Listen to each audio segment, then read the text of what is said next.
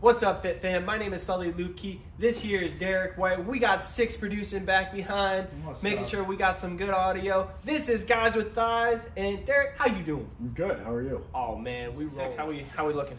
We're looking good. We're looking good? Oh yeah. Man, I'm really happy we have a producer now. Yeah, me too. It's kind of cool, huh? Yeah, it's nice not having to worry about the sound. Dude, I think the sound is the main thing. Yeah, the retroactively be like freaking out. Yeah. That our sound quality is horrible or whatever. Or finding out that there's a buzzing in a mic that we didn't know about. It's It's like a. Yeah. I didn't see you set up the camera today, so I didn't see how our. Can you see my quads okay? I think so. Six, you want to check? Can you see my thighs okay? Can you just make sure that it's actually recording too?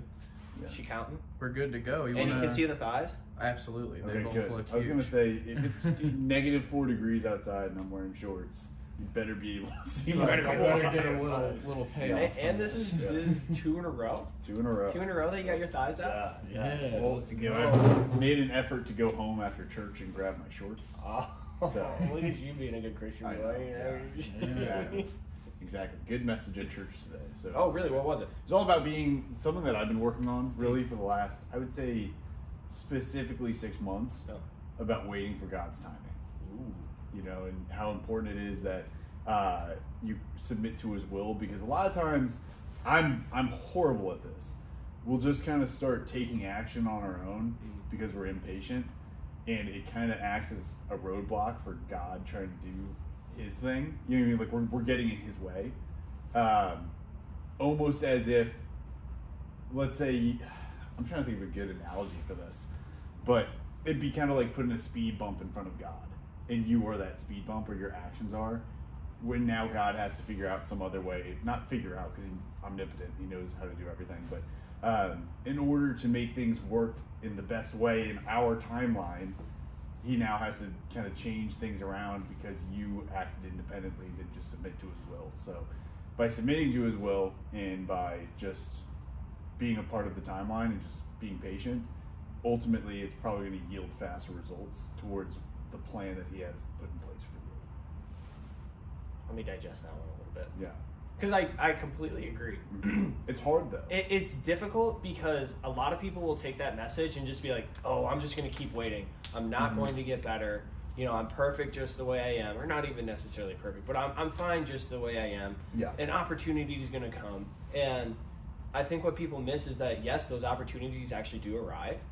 But if you haven't been doing the work, the behind the scenes that God has provided you the opportunity, that opportunity is still going to pass you by. Because He is going to bring that into your life, but if you aren't ready for it, it's going to continue to pass you by. Or you're going to make the wrong decision because you think it's right, but realistically, it's not. And you're going to choose that path that He didn't want you to take. Yeah, ultimately, you still have to get onto the path. You just can't rush the path. Does that kind of make sense? Absolutely. Yeah, because like if you're wanting to be this big entrepreneur and you're praying to be a millionaire one day, which not something I would probably pray for, but you know, depends on the person. But there's nothing wrong with praying. There's nothing wrong with that. No, I'm just saying in general, like that's not something that I would be super familiar with praying for. Like I'm praying for success for other reasons, and maybe that's what that person's praying for. But anyway, I'm getting off on a tangent. Let's say that was your prayer, and you never got off your ass to start making the steps to be an entrepreneur, to be a business owner, to start personal development. It's like it's not going to happen. The big thing that the takeaway is you need to take those steps, but then don't all of a sudden try to rush the process. Trust the process. Trust the process. And like, yeah, there's times you're going to slip up, there's times you're going to fail, there's times you're going to get really impatient and really angry.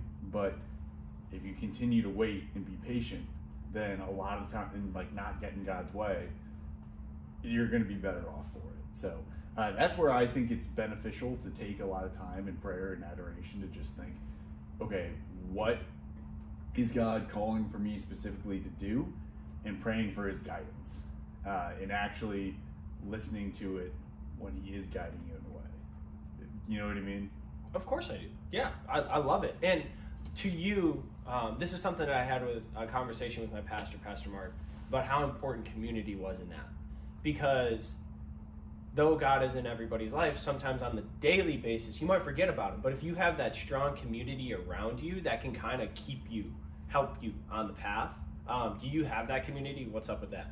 I would say, so for me, prayer is a daily part of my life. I pray every day in the morning. Like, God is the first person I talk to. God is the last person I talk to before I go to bed. So that's, for me, a big part of how I'm able to stay on the straight and narrow and stay focus on his path for me. And also kind of sometimes vent and be like, hey, what's up with this? You can take it. Yeah, exactly. So I would say, like, for me, that's a big part of the community, just because I have that, relationship with God. And I wouldn't say it's the world's strongest. It's something I'm continuing to develop and try to be better at. I'm, trying to remain humble with that, because I think it's very easy to say my relationship with God is my own, and as a result, I can make it however I want. It's like, not really. Like, let's say it was a personal let's say God was physically here in person, like, let's say Jesus Christ descended from heaven and was sitting right next to you, mind, body, spirit right here, and you're talking to him. Now you're probably viewing it as more of that one-on-one interpersonal connection, like you would an actual relationship with somebody. And that's how you need to view it with God too, because it's a two-part thing. God's going to meet you where you're at, probably go a little bit farther. He will go farther, but you still have to extend out. So that's the first part of it. But I'll also say, God puts certain people in your life for a reason. He also takes certain people away from your life for a reason. So having, a strong community where you can make sure that you are really pouring into and having people that'll pour into you and remind you of your goals and what you're trying to push for, I think is really critical.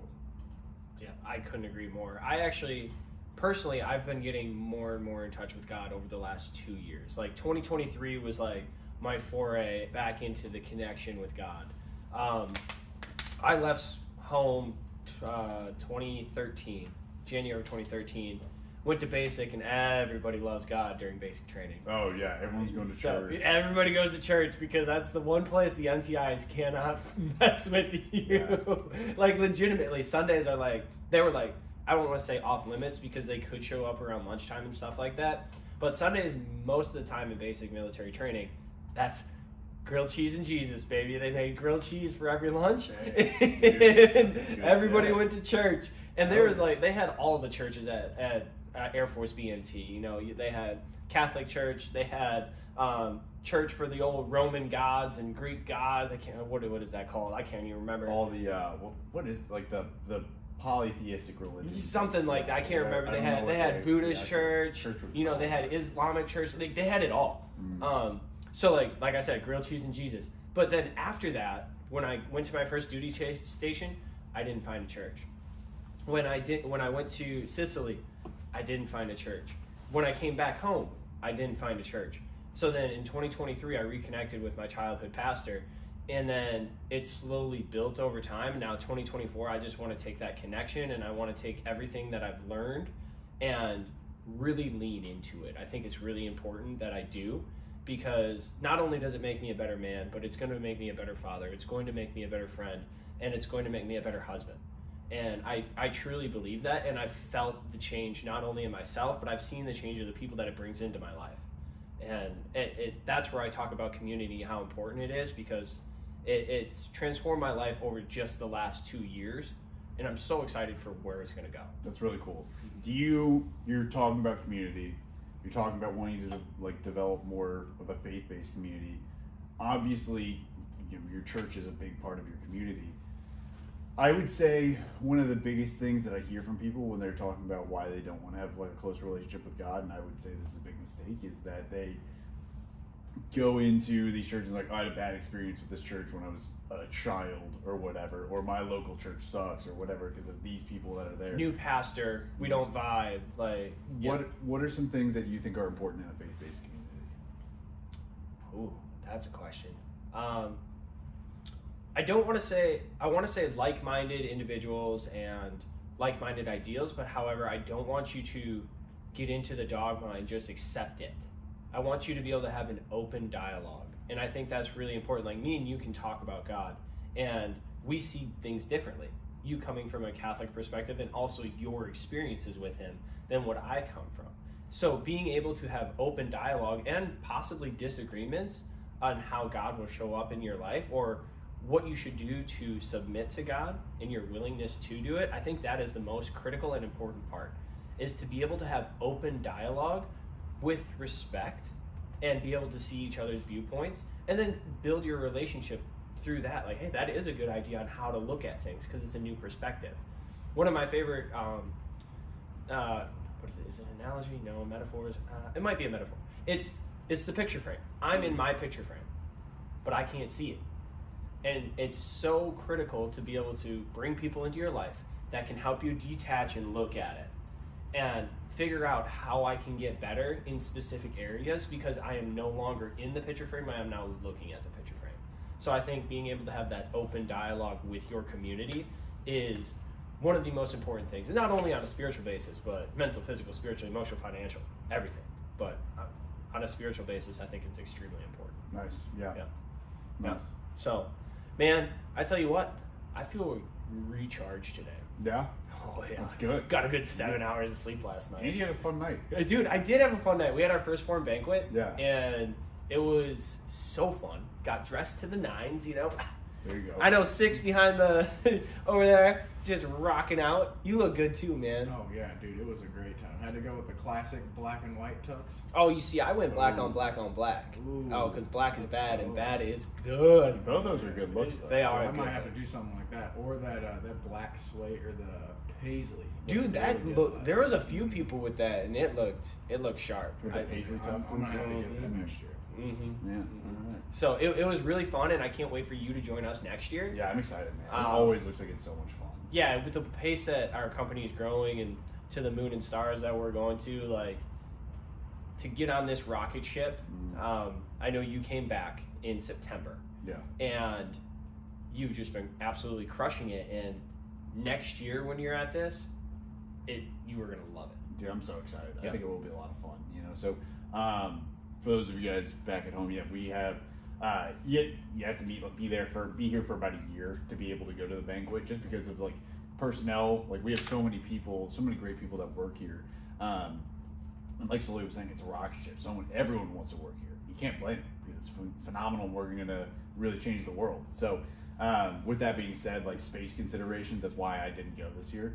But next year, it's gonna be a really good time. It is going to be a good time. So, and we're going to make sure you get a picture because, we're not going to have our thighs out, though. no, Because it's a black tie event, and I don't normally dress up. maybe we'll like squeeze our pants around our legs. That'd be a good So, pick. You know what I mean? My Bookmark pants it. were a little tight around the thighs this time. Well, that's because you Yeah, there we go. It's the in a butt. good way, It's bro. all the Yeah, butt. it's all the All cakes. the glutes. It's yeah. It's Too a much big cake. boy winter. You know? There's no such thing. No. Too much cake. So Never too much. no, dude, but like, Hey, real quick before we get into it, can I get a clap so I can? Oh, wind that sorry. audio? Yeah, No, yeah. we're good. I didn't want to stop that. All right, cool. Beautiful. That's Beautiful. all we needed. we're in.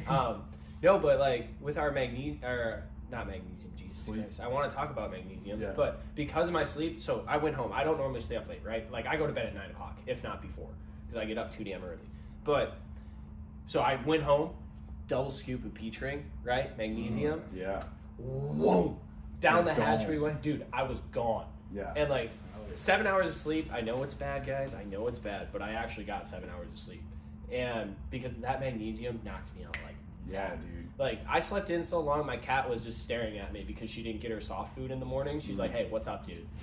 like I woke up and she's just like patiently waiting on the heating blanket, like, "Hey, staring at me." Yeah. And she's just like, "What's going on?" And I'm like, "Oh, that magnesium works." That's good. But I noticed that The you've been double doing the scoop. same thing. I Yeah. think you like subconsciously influenced me. Really? Oh That's yeah, funny. because like I fell off of my magnesium for a while because I've been so tired at night, and then You like just I pass just out when you get home. yeah. But then sometimes I wake up and I'm just like, oh my god, I didn't get as much rest as I needed to, and magnesium really helps me relax and help with that recovery process. So why have you been starting doing that? Because you just started posting that like every night recently. Yeah, so kind of I've been taking magnesium for about a year and a half as a supplement. And the big reason why is it's estimated that about 50% of Americans, some estimates are a little less, some like studies estimate a little less, some estimate a little bit more, are deficient in magnesium, right? And the RDA for magnesium, I think it's 420 milligrams a day. And a lot of studies estimate that that's too low already. Well, right? the RDA is pretty much enough for survival. Yeah. Right. So right. for the RDA, for those of you guys watching at home, are, if you don't know, it's the recommended daily allowance of something, right? So it's basically this is what you need in order to survive. A lot of times, like Sully was saying, it's not necessarily what you need to thrive. It's what you need to just kind of function day to day. So the RDA for magnesium is, it's a decent amount. It's more than most people are getting through whole foods, because magnesium is really hard to get through whole foods. But there's so many benefits to having magnesium in your diet. I mean, it helps with blood pressure. It helps with bone density. It helps you relax at night, which will then lead to better recovery, better sleep. Just don't take too much of it. No, and honestly, so there's different types of magnesium that do different types of things, right? And usually what I see people do is they'll go, when they hear me talk about magnesium, I've seen this happen a few times, they'll be like, oh, I need a magnesium supplement. They go to a big box store and they buy like the big box store brand of whatever it is of magnesium.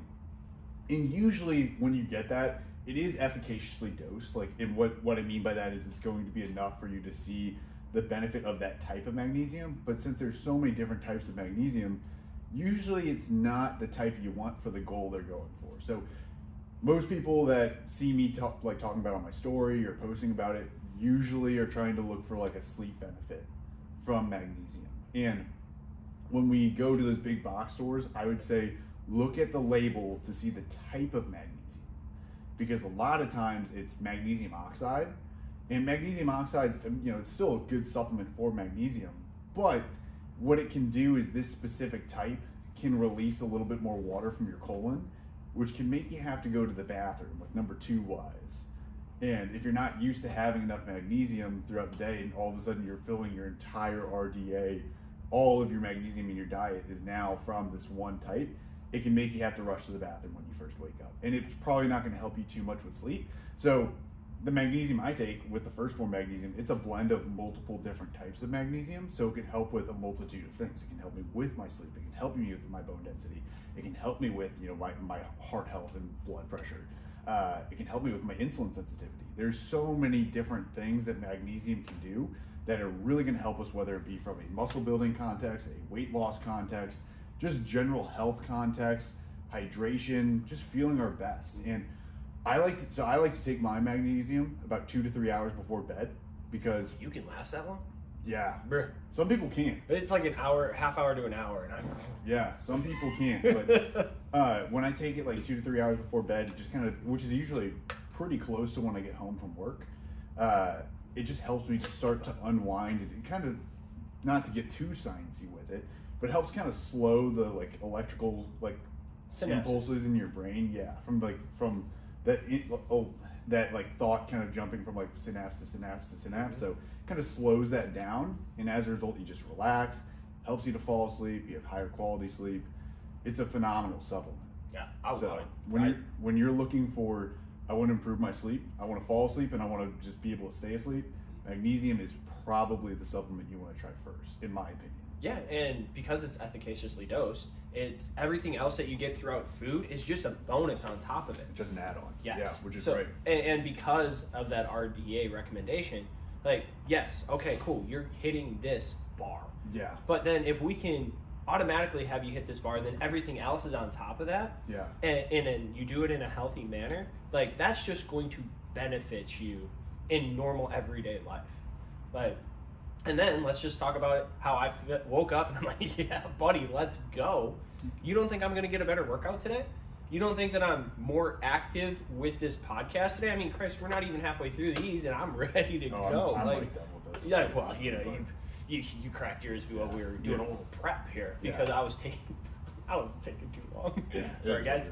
Yeah, it is what it is. But then my workout's going to get better, which means that with proper post-workout nutrition, I'm going to be able to get better gains, right? Absolutely. Because I'm recovering faster, and then I'm going to do the same thing tonight. And then hopefully I can stack and stack and stack. And that's what I call stacking W's. People call it different, but that's what I do. Yeah. And I feel good. Hey, real quick, we got the drone back. You want to loosen that a little bit? Perfect. There we go. Beautiful. Yeah, I mean, really kind of going to what you're talking about with with the post-workout nutrition too. When we're thinking about 3 things that really just kind of rock you for like, or really like the 3 big things for driving hypertrophy, like driving muscle growth and recovery, we're thinking, eating enough protein, enough calories throughout the day, getting enough sleep, and then obviously resistance training or whatever training you're doing for whatever stimulus you're chasing. So when you're doing those 3 things, I mean, we just hit like all 3 of those by talking about that. You're training, post-workout recovery, obviously also getting more calories and protein in throughout the day, but then that magnesium helping with that sleep component. Now, I will say, once again, for people who are not taking magnesium right now, if they want to try our magnesium, because ours is quite outstanding and can help with so many different things. I know you said that you double scooped your peach ring. Oh yeah, I did. And not double scooping it is not necessarily a bad thing. I wouldn't recommend it for somebody their first time taking magnesium. Oh no, because our magnesium also does have magnesium oxide in it, which is a great. Once again, I didn't start by double addition. scooping. Like I've been taking magnesium. I've been working at First Form for 3 years now, or close to 3 years now. So like I've been taking magnesium consistently over time. Exactly, your body's used to. I'm also taking 35,000 steps a day and normally hitting 2 pretty ambitious workouts. Yeah. So your body's demand for magnesium is a little bit higher than a lot of other people's. Yes. Plus, when we're drinking more caffeine, when you have more stimulants throughout the day, your demand for magnesium is also going to increase a decent amount. Shots fired. It's okay. So our energy drink also has magnesium in it as a part of like the electrolyte part. It does. So you balance it out a little bit. So you're saying I'm getting above my RDA? You're getting above your RDA. Yes. You're in a good spot. Absolutely winning. bad. And just Real quick, drone is back. Derek, wash your hand on moving. Oh, the sorry, my bad. It's all good. We're going through some technical We're difficulties. We're learning figuring as this we out go. one day. we got to get a new mic, but we're Yes. working on it. How are we sounding? We'll start a GoFundMe or something There for we a go. mic here. Oh, we'll Perfect. figure it out. But I know I have You're mics too at big, home. bro. You're moving the table. Yeah, dude, causing this earthquakes dude's and just shit. too strong. And trust me, I witnessed it firsthand. Me and Derek worked out after work yesterday, and the dude like, oh, you know, buddy. Pretend every now and Them then. I was. squats going freaking 5-6 plates, right? I think weight. I could hit Lightweight, 6. baby! I think I could hit 6 plates on a back squat. My PR is 565, That's and it went up pretty smooth. If I had not also hit a PR right before that at 545, Oh. I would have gone for 6 plates and been like, but my central nervous system. I'm thinking was we pretty need to fried. get a. I think we need to get a Nick T and Derek weightlifting session, Oh, and yeah. just like see how this goes. And see, I know Nick has me in the deadlift, or he definitely has me in the squat. Well, I think it would just be Squat great 60 pounds. content. Honestly, It would. We get Josh over there, Yeah. and just like 2 meatheads like her. I don't know if anyone in HQ could bench more than me. Because I can bench I'm over. trying to- I can probably. I think if I tried to PR my bench right now, Yeah. I could probably hit like 415. I haven't seen anybody over 4. I mean, well, I've we hit get the. I haven't seen. Oh well, if you throw the athletes in. I was about to say we get don't, Big Mike. Don't put Big Mike or Big Ty Russell. Yeah. Yeah, Those if are we the if only we throw two that I'll their hats in the ring. Those guys are they're different. Big Nice Oh, like yeah. 400's butter. Yeah, It's just exactly. like it's just a hot knife through butter. Actually, Ty Russell would just be like, "Hey, dude, your max squat is my bench press." So, Hey, we also have the. Well, I saw we had a video with the guy who has the natural world record for bench, and it was like 700. oh Something. yeah, So- dude. Yeah, he was in a. Oh yeah, it was a post workout interview with freaking Josh, Yeah. and the dude benched 700 something recently. Yeah, I was just watching a video. It was like from Mike Israetel was talking about how much strength you can gain kind of naturally. And dude, some of those guys in those like natural federations that hold those world records are just insane genetic freaks of strength. well, I think people miss that that's also a component of being a 1% athlete. Like not even yeah. 1%, 0.002% athlete, right? Yeah. It's just like their genetic disposition is different. And Genetic freaks. Yeah. They have phenomenal coaches. Their nutrition's on point. Their been sleep doing is it on for a point. very long time. Doing it for a very long time. They know what to do. It's the formula doesn't change too much over time either. I think a lot of people think that it needs to get like super overcomplicated. They watch like the James Harrison like videos of him throwing the med ball to play volleyball. Dude, that Which is actually fun. it looks fun. Yeah. Like not necessarily a benefit, I would say. It just looks fun. But it looks fun to do with 4 bros. Yeah. like I mean, I could see parts of it being beneficial because you have that You have that stretch reflex, like in a very explosive movement pattern. Especially in the transverse plane, which a lot of people don't use. No, but right? when you're a pro football player and that you're pretty reliant on, you do a lot of rotational movement, a lot of rotary well, forces. especially when bending around the corner because he was a D end. Yeah. Mm-hmm. So anyway, that's enough about that. I'm going to geek out too much if I talk more about strength and conditioning. So. I mean, this is, fitness, lifestyle, faith-based podcast. So That's true. we can definitely get to geeking out, but I know we're going to do that a little bit later.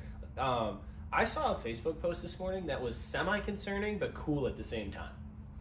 It was, so I was just scrolling, I woke up late, cats staring at me, whatever.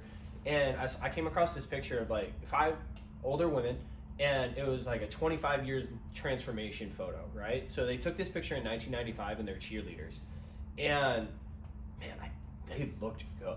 They looked almost the same. It was crazy. So I was just like, I'm going to take a look at these comments. Let's take a look.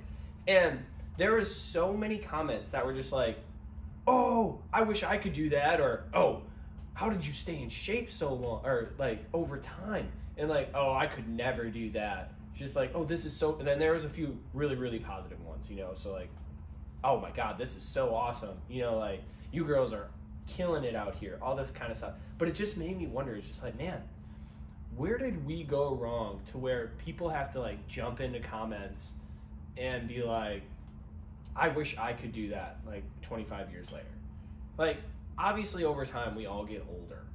It's just but the reason that the comments were so kind of intriguing to me, it was just they could, but they decide not to. What do you feel on that?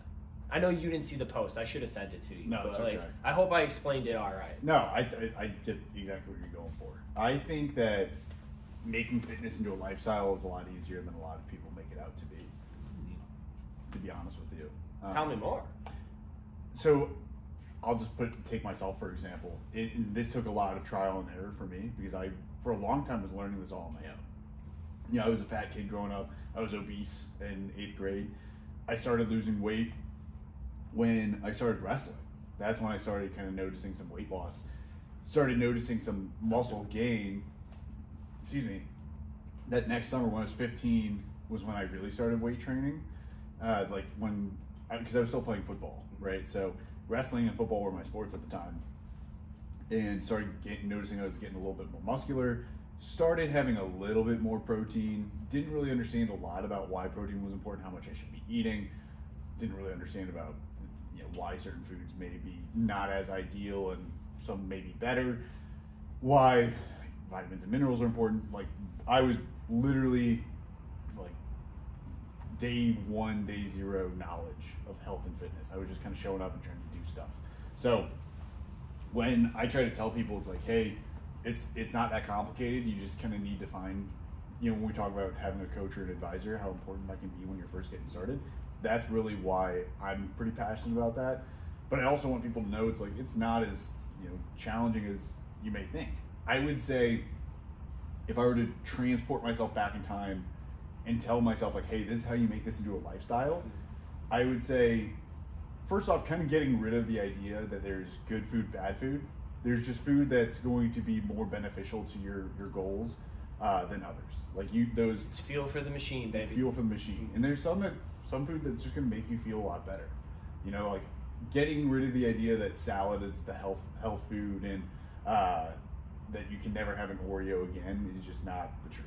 You can absolutely have those kind of fun foods. I cannot tell you, actually I can't tell you the last time I had a salad was probably last summer when I was doing a cut. That was the last time I had a salad. But I'm not saying that salad's bad. Salad's a really good tool to help keep you full. There's not a lot of micronutrients or things that are going to be extremely healthy in a salad. I use it as a filler. I can remember my last cut. I literally was driving home and I'm I'm hungry. And you're So I went and got a box of spinach, dude. And box of spinach, threw my chicken on there, dumped a little salsa on top, and that was because it just filled me up. Exactly. That's really all you need. Yeah. For that. My biggest tips, I think, for making into a lifestyle for me that I can just go back to. This is what you're telling 8th grade Derek. 8th grade Derek. Who was 5'6", what was it, 208? I was 5'6", 213 at my chunkiest. Yeah, this is Yeah, 8th no grade muscle Derek. mass, Like, yeah. Before high school, and look at you're 228 now. Yeah. Yes. 5'10". A lot more muscle mass. So yes. So we're going back. I would say shooting for, 1 gram of protein per pound of my goal body weight, which at that point probably should have been around 170 to 180 pounds, just with how much adipose tissue I had, how much body fat I had compared to my lack of muscle mass. And for your height, that's a great, like being 170, solid with muscle mass. When I was 5'6", for sure. So if I could have done that, it would have been phenomenal. I would have recommended I obviously would have been trying to like actually track my food, but trying to make about 80 to 90% of my food I would consider like generally healthy food. So things that are going to be minimally processed, lean meats, things like potatoes, rice, fruits, vegetables. Things that come from the world, like the actual world. ground, like not in like you said, minimally processed, but not from a lab.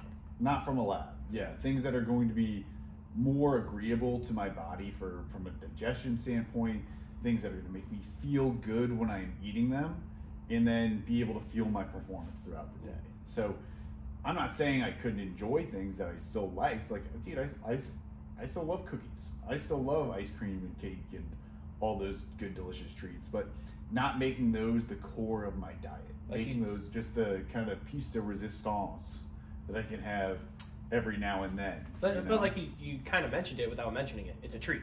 It's a treat. And like that's what it is. Like, let's just be real. It's not a treat every day. Yeah. It's for a specific timing and reasoning that you're gonna have it. Exactly. Okay, so cool. Honestly, with kind of like the treat aspect too, when you are having those cravings, I think a really good tool is training your body to now crave something else that is similar. So let's say you're craving something very sweet. If you can now have some fruits, Apples and peanut butter. bananas, pineapple. Like, that's my favorite is pineapple. It's definitely my favorite fruit. Wish I could have pineapple. But you can't have pineapple? I'm allergic. No way. Apparently, it gives me Dude, canker sores. That's so sad. Like, you know how it says like it eats your muscles, right? It apparently eats my entire mouth. Wow. It sucks because but that's why I love our pineapple, strawberry pineapple level 1 or not? Jesus, Project 1. Oh yeah, Project the 1, project. right? We The just old project, is it coming back? No, I was saying we just came out with the Enduriform strawberry pineapple. Well, Yeah, I'll have to give that one a go. I haven't tried it but Because so what's so unfortunate is like I had this Project 1, we stopped making it. Sorry, tangent. But like it's strawberry and pineapple, and I can't have pineapple anymore because it gives me canker sores. But I loved pineapple growing up, so I always had that one with ice cold water, and it's phenomenal. And then I got an awesome workout in because I was happy. Yeah, Sorry, there you go. Tangent, go. So next part of that would be just getting like 45 minutes of movement in every single day, whether it be going for a walk, Like intentional movement. On top of your whole other day. Yeah. So this is my planned exercise. This is not including my just kind of going about my day, getting steps in, whatever. I'm going for a 45-minute walk. I'm hopping on the stationary bike for 45 minutes. I'm going in resistance training for 45 minutes. And I'm not saying that 45 minutes has to be extremely intense every single day. It doesn't have to be kicking nuts or whatever you have. I would say for your resistance training, when you're planning that, trying to make sure it is pretty intense. Like, I'm not saying you need to go Mike Menser to failure every single set and just destroy yourself, but trying to make sure you're pushing yourself within a rep or two of failure on your sets, not resting for a super long period of time, like trying to keep it to a minute to 3 minutes, depending on what your goal is, whether it be endurance, hypertrophy, strength. Trying to make sure that you're staying focused, locked in, and then getting out, getting recovered, like your post-workout in, going home and recovering. Great. And then the last thing I would say would be getting enough sleep every single day, which is something that I still struggle with. Dude, going back to our magnesium, like conversation we had in the beginning, I'm working on it. That's something I struggle with. Well, when we're talking about, I'm going to talk about protein, vitamins, and sleep for this. Those are all three things that play such critical roles in our metabolic health. So our metabolism, trying to keep it up and running throughout the day. Our hormone profile, a lot of our hormones are built up from protein. So making sure that our hormone profile is the building block of everything. Literally cells of our muscles, lives. Yeah. Organs, So tissues. like having a strong hormone profile is going to be really dependent on high quality sleep, eating enough protein, getting your vitamins and minerals in, which, you know, those two of those things are going to come from the eating about 80% of your food being a healthy diet. And then the other part of that, like the sleep component, is getting to 7-9 hours of sleep every single day. And when you can do those three things together, are those three things going to make you 4% body fat ready to get on a bodybuilding stage? No. But I can tell you that somebody who is 4% body fat are at least doing those three things to get onto a bodybuilding stage. Now, don't get down to 4% body fat unless you're trying to get into a bodybuilding stage. But my point with that is to get to a very basic level of fitness, like, it's super easy. Like, that's just some, like, three things that you can do off the rip. I would say it's simple, not easy. I would say it depends. Yeah, because it's going to depend on your willpower and, like, the habits you've already built up. Because there could be a lot of habits or even quote-unquote programming from your childhood or where you learn to eat or things like that as you get older that you might fall into. The plan is simple, but now you have to be able to have the discipline to execute on it. Yeah, man. And I totally understand the psychological component is real. I had no one that taught me about anything health and fitness related for years. The first time I learned anything about health and fitness was health class sophomore year of high school. And that was my, like, very base level knowledge of health. Yeah, and that's government teaching you as well. Pretty much. Yeah. So, and I had a great health teacher, don't get me wrong. But I don't think that semester-long class really taught me everything that I should have known or could have known. And not say that that's not sufficient, but knowing what I know now is 99% more than what that was, like, maybe 1% of my knowledge. So, which is so great. And I'm glad I had it, and I think that's more than enough for a lot of people. But just to empathize with the people back home, I've seen a lot of people that they're like, oh, I'm obese and it's so hard for me because no one taught me to be healthy, no one taught me how to do this. And guys, like, I get that. I totally do. It is so hard when no one was there for you, no one taught you how to do it. You are self-learning, but the big separator here is now making the decision for you that you want a better life and you want to try to make yourself into a healthier version of yourself so that you can be around for a really long time. And for me, that was enough for me to want to kick myself in the pants and actually learn it for myself and try to break those habits and hold myself accountable. And I've been very fortunate that I lost a lot of people along the way that weren't really big supporters of that. And I've gained a lot of people that are like, dude, fuck yeah, let's keep crushing it. And I'm going to support you through this. So yeah, and it comes with an intentional decision. It's a choice. And then intentional action. Yeah, and it's hard to break those habits. It took me years. It really is. And I kind of developed something when I was over in, like, the Seattle area. It's choice plus action equals improvement. Improvement every day equals success eventually. Like, you are going to get to your goal, but first you have to make a choice intentionally, then you have to take massive action. That's going to make improvement every single day. When you do that over and over and over again, you are going to reach your goal eventually. And then 25 years later, you are going to be able to look like your high school self that you wanted to look like, right? That person won't be a stranger in the mirror. Or if you want them to be a stranger in the mirror and you're taking the advice, hitting your protein, getting your sleep, doing intentional movement every single day, you will look better than the person that you thought you would be your entire life. Yeah. You're not doomed to be, 400 pounds or even we'll just say you're not doomed to be overweight or obese your whole life. If you're committed to the process, you can make it happen. We see it all the time with the people that are winning, like, the first form app challenges. Like, we see people that are obese now get shredded, like peeled to the bone, like where they have to have surgery to get the loose skin taken off because they've lost so much. Where you can see their abs through their loose skin, which is incredible. 100%. So I promise you guys, it like Sully was saying, it is simple. It's not always easy, but it starts with making that decision that day. Like, okay, today is my day one. I'm going to go out and I'm going to make a change in my life. So. I love it. So let's just talk about this because I had some back issues, right? And now I'm finally starting to get into the gym again where I can consistently weight train and resistance train and hit a couple of intervals and EMOMs. I know you love EMOMs. But now my sciatica nerve isn't pissed off all the time. I did the sciatica flossing that you sent me. I've done the McGill Big 3 consistently over a long period of time to help with my back and my core. So, but I did one set of squats the other day, dude, and my body was just like, woo! Just toasted. We don't want to do anything else. Okay. So I must have said, like, overloaded stimulus to my muscles to where, like, and then, like, I just, like, dumped. Okay. Have you ever had that feeling? Yeah. Yeah, Dude. where you're just fried. Fried. Mm-hmm. And you're like, dude, I still have the rest of my leg day to Yes.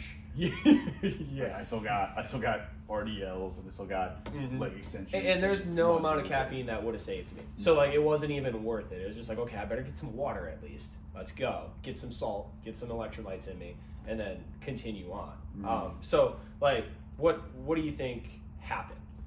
So it could be a medley of things. Of course. Because, you could have shown up that day and just said, I showed up and I was dehydrated. I showed up and I was super tired.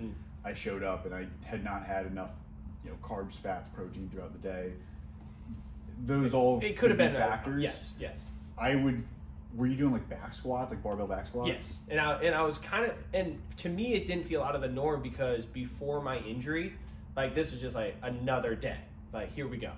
And then all of a sudden, like, so then I was sending this stimulus, but it was the time that I felt this stimulus for the first time in a very, very long period. And it was extremely fatiguing. Exactly. So there's something that we can absolutely talk about called the stimulus to fatigue ratio, your SFR. Can you tell me more? Yeah, so it's when we're doing our exercise selection, when we're choosing what exercises we want to do for a particular session, kind of some of the things we want to look at is what is the training stimulus that I'm going for and that an exercise is going to provide, and then how tired or how much damage is this going to cause my body by doing it. So we have something that's called systemic fatigue. We have like localized fatigue and systemic fatigue. So localized fatigue is like if you're doing a back squat and you're trying to train your legs, it's that my legs are getting tired. I am actively breaking down muscle tissue in my legs in order to try to get them to be stronger. You know what I mean? Yeah. So that localized area is getting tired. I mean, it's required for growth, is to break down to build back up. But there's also this systemic fatigue, which is more total body. So when you're doing a back squat, you have this heavy barbell that is on your spine, pushing down on you. You have to contract your core. You're working your core, your central nervous system, which is recruiting the muscle fibers. So basically your brain sending signals to say like, hey, like squat the weight and get back up, gets tired. It's almost like when you take a test. If I had you take the ACT right now and you took the whole ACT and then I said, hey, take the ACT again right now, you'd probably say, Derek, go fuck yourself because my brain is fried. I wouldn't be happy. Yeah, exactly. So that mental fatigue is a real thing too when you're training. So that systemic fatigue really wears down your body a lot and puts a much larger demand on recovery. So when we're looking at this ratio, we're thinking, okay, what's the trade-off? Like how much of a good stimulus am I getting for my training goal versus how much I have to now recover from? So a good example for this was I told you how my chest was super sore the other day because I was doing those toes to bar, right? Yeah. And I was doing that huge kind of trying to like kip, and I was getting that big stretch on my chest, and it was almost like I was doing a big pullover, right? And my chest it's still sore. This was on Thursday, and today is Sunday for you guys, but my chest is still like I can still definitely feel it a little bit. It's not like fried, but it's there. So it wasn't really a good stimulus for hypertrophy, but I know it's taking a while for my chest to recover from it.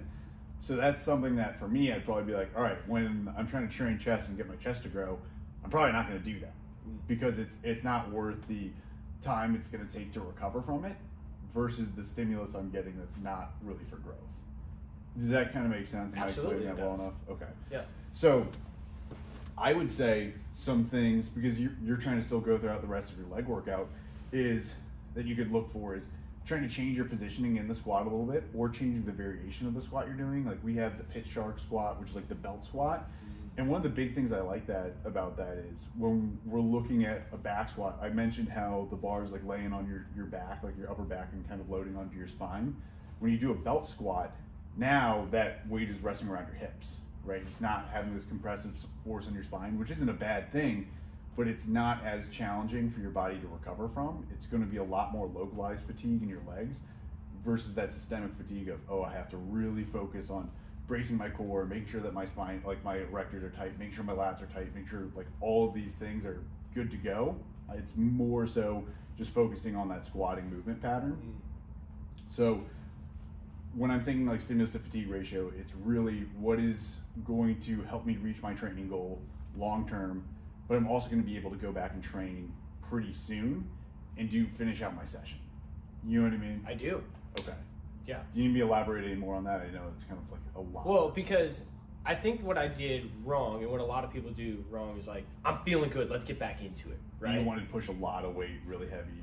To what I used to be able to do, because Okay. this is the amount, the volume that I used to be able to, the sets and the reps and the weight, right? That I used to be able to do it.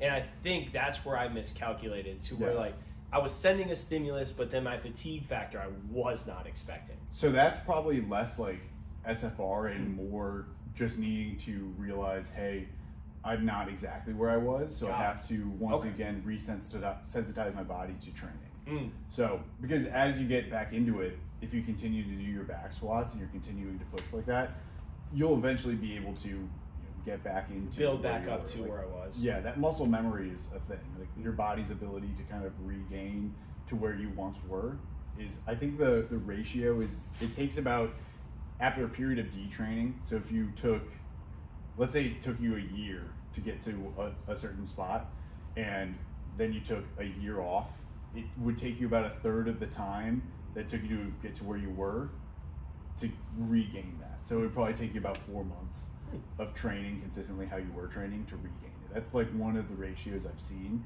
God, the body's a beautiful, like it's such an amazing machine. It's extremely adaptable, but I would say, yeah, it's probably a little less SFR, maybe a little bit, but more so just, I would recommend, especially if you want to keep that in your routine, dialing back that weight just because you're probably just not there yet. Got it. If that makes sense. Like I wouldn't try and just all of a sudden PR my bench press like tomorrow. I would probably work my way into a training block so I could work my way up to being able to PR. So check the ego a little bit. Check the ego a little bit. Got it. Got it. Exactly. Copy that. Roger. Cool. Thank you. Like, I think that's really beneficial. I didn't know much about SFR.